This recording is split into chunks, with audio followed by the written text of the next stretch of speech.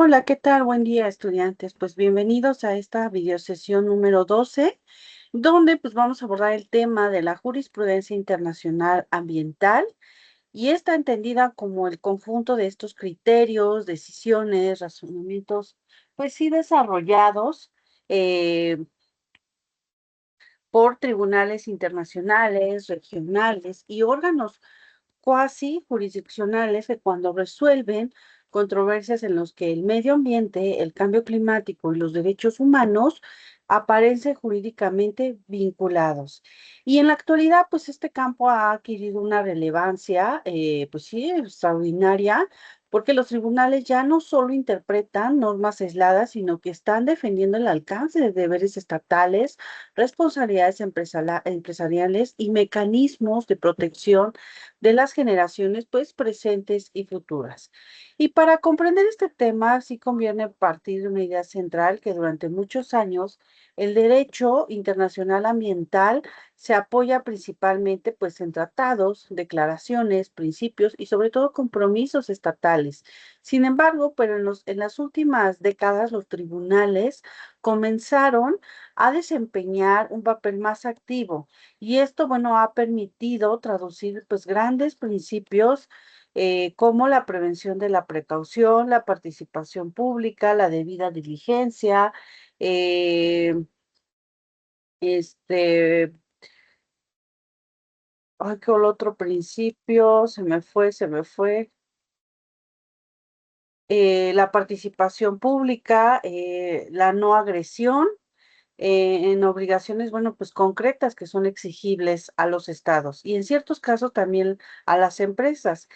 Y ese cambio explica por qué hoy hablamos no solo del derecho ambiental internacional, sino también de justicia ambiental y justicia climática.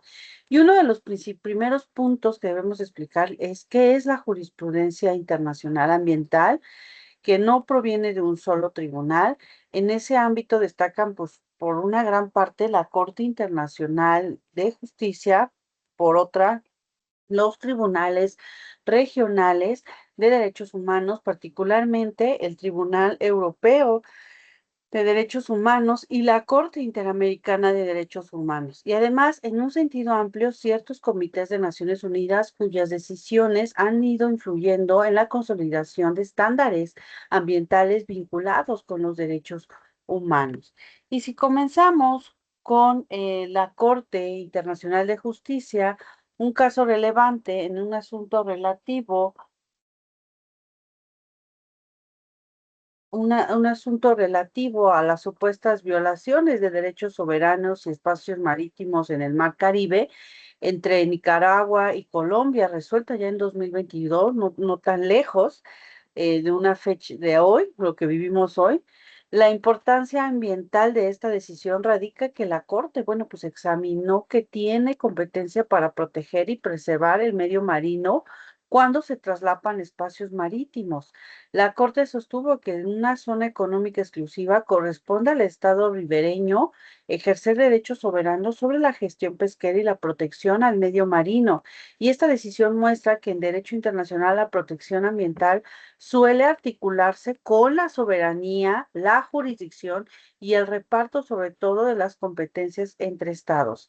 Y ahora bien, donde encontramos un desarrollo mucho más dinámico son los en tribunales de derechos humanos en el sistema europeo, que es un sistema más avanzado. El Convenio Europeo de Derechos Humanos no reconoce expresamente un derecho autónomo a un medio ambiente sano. Aún así, pues el Tribunal Europeo de Derechos Humanos ha protegido situaciones ambientales mediante la interpretación de otros derechos, sobre todo el derecho a la vida privada y familiar, el derecho a la propiedad, a la libertad de expresión, a la libertad de asociación y en casos más recientes incluso al derecho a la vida. Es decir, el ambiente entra en el proceso jurisdiccional europeo por la vía de los derechos humanos.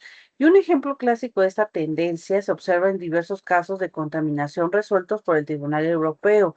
La lógica ha sido siguiente, aunque el convenio no diga literalmente que toda persona tiene derecho a un medio ambiente sano, sí protege a la persona cuando la contaminación del aire, del agua, del suelo, del ruido, de la inacción estatal afecta su salud, su domicilio o su vida privada y familiar. Y de esta forma, el ambiente deja de verse únicamente como un interés colectivo abstracto y se convierte en una condición para el ejercicio efectivo de qué?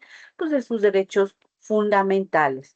En 2022, por ejemplo, la jurisprudencia europea registró casos relacionados con contaminación y afectaciones ambientales. Entre ellos destacan la de Soljanik contra Rusia por la expansión irregular de un cementerio que generó contaminación acústica y ambiental, Pablo y otros contra Rusia por contaminación industrial prolongada, y Kotov contra Rusia por la afectación provocada por un vertedero cercano a viviendas. Y estos asuntos el tribunal pues sí afirmó que las autoridades estatales pues tienen obligaciones positivas de actuación diligente para prevenir o reducir el daño y proteger a las personas afectadas.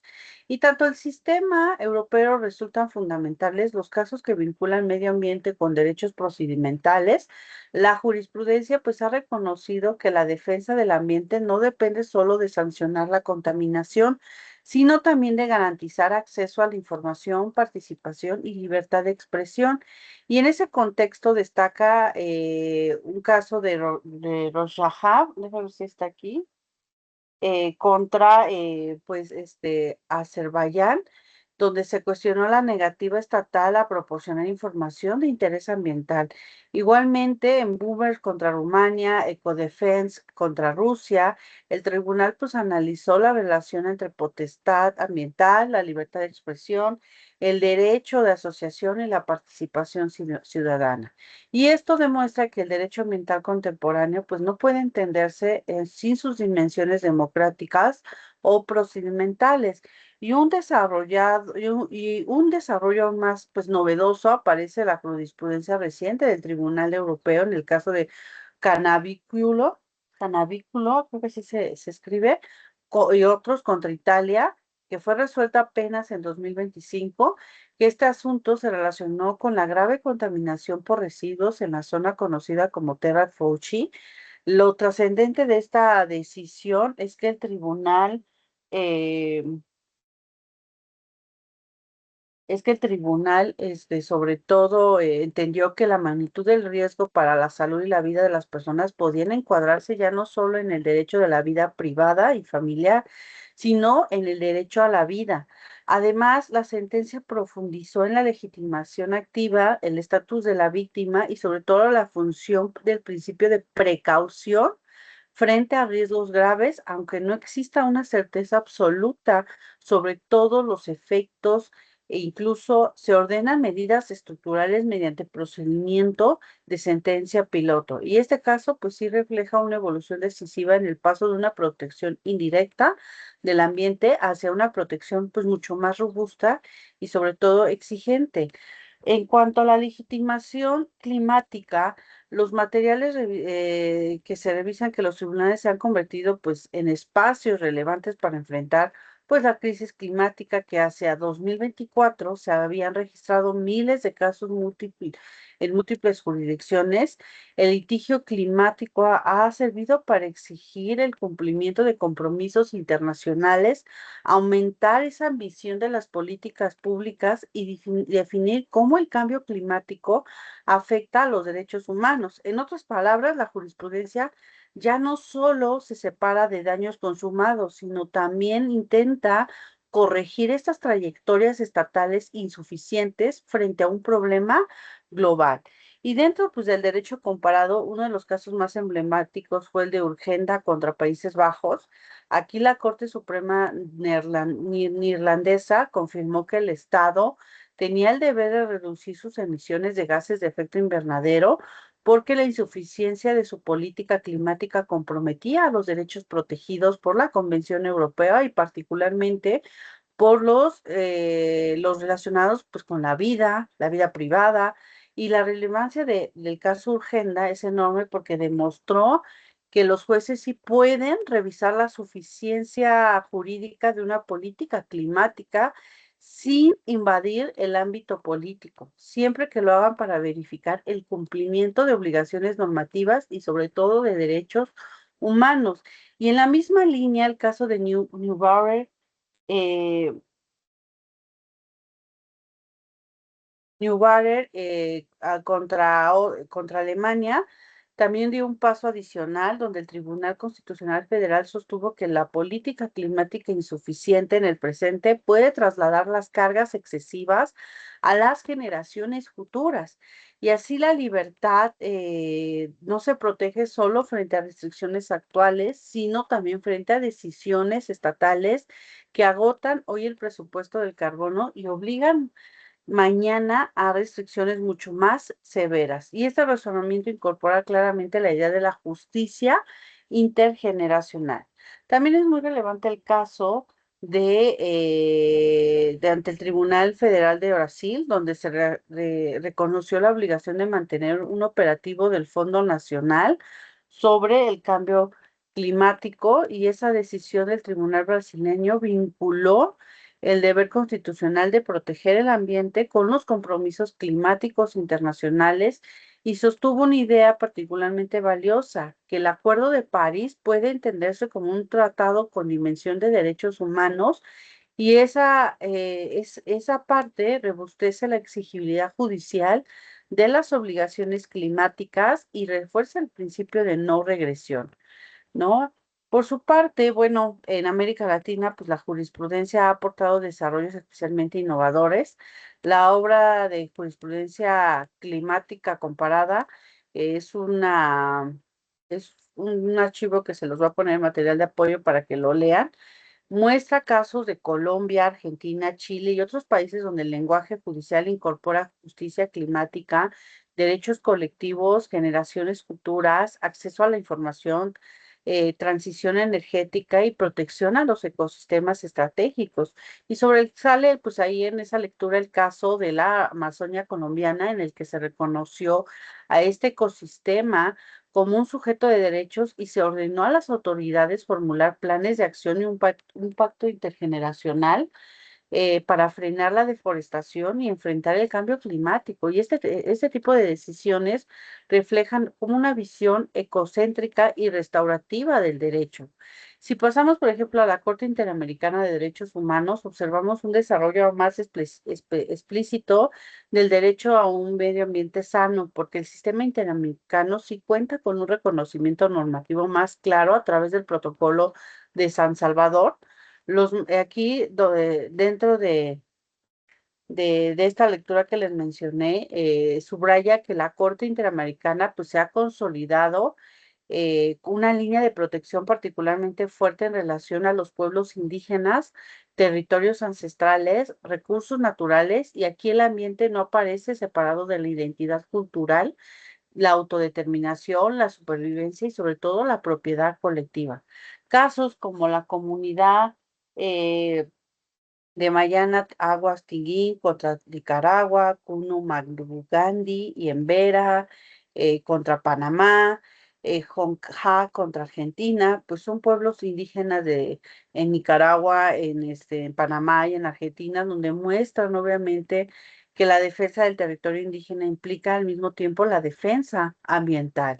Y en esas jurisprudencias de esos casos, el ambiente es presupuesto material de existencia cultural y sobre todo de continuidad colectiva. Por ello, cuando un Estado omite delimitar y proteger o respetar esos territorios, pues no solo incumple con deberes patrimoniales, sino afecta a los derechos humanos y profundamente, pues que están relacionados, interrelacionados. En 2024, por ejemplo, la Corte Interamericana resolvió, además del caso de pueblos indígenas Tagueri y Toramenay contra Ecuador, referido a estos pueblos indígenas en aislamiento voluntario, la decisión destacó la obligación estatal de respetar su autodeterminación, garantizar el principio de no contacto y proteger los territorios ancestrales y prevenir actividades extractivas o actos de violencia que amenacen su existencia. Y ese tipo de pronunciamiento demuestra que la jurisprudencia internacional ambiental actual ya no se limita a sancionar contaminación, también protege de vida con cosmovisiones, territorios, comunidades en situación extrema de vulnerabilidad. Aquí la jurisprudencia internacional ambiental y climática, pues sí ha evolucionado en cinco grandes direcciones. Primero, pues se ha vinculado de manera cada vez más estrecha al medio ambiente con los derechos humanos. Segundo, pues se ha fortalecido eh, principios como prevención, precaución, debida diligencia y no regresión. Tercero, pues se ha ampliado la importancia de los derechos procedimentales, especialmente información, participación y sobre todo acceso a la justicia. Cuarto, pues se ha incorporado la justicia intergeneracional y el reconocimiento de sujetos colectivos, incluso ecosistemas. Y quinto, pues se ha comenzado a exigir no solo responsabilidad estatal, sino también responsabilidad empresarial en un contexto pues más climático, ¿no? Y podemos afirmar que la correspondencia internacional ya no concibe al medio ambiente como un tema periférico. Hoy lo tratamos en una condición dentro de una estructura para la vida, la salud, la dignidad, la igualdad, la cultura y la supervivencia de los pueblos. Por ello, estudiar o lo que están estudiando en esta materia no consiste pues en memorizar los casos, sino el cómo resuelven los tribunales. Por eso la jurisprudencia es comprender cómo los tribunales están redefiniendo las relaciones entre Estado, sociedad, empresa, naturaleza y generaciones futuras. Y es precisamente uno de los mayores desafíos que hoy en día enfrenta el derecho contemporáneo. Los invito a revisar esa lectura que les comenté de, de que es una lectura recomendada. Se llama, obviamente, la obra se llama Jurisprudencia Climática Comparada, donde pues básicamente pues se muestran varios países de América Latina para que, bueno, ustedes profundicen y analicen, bueno, cómo resolver en cada de esos casos.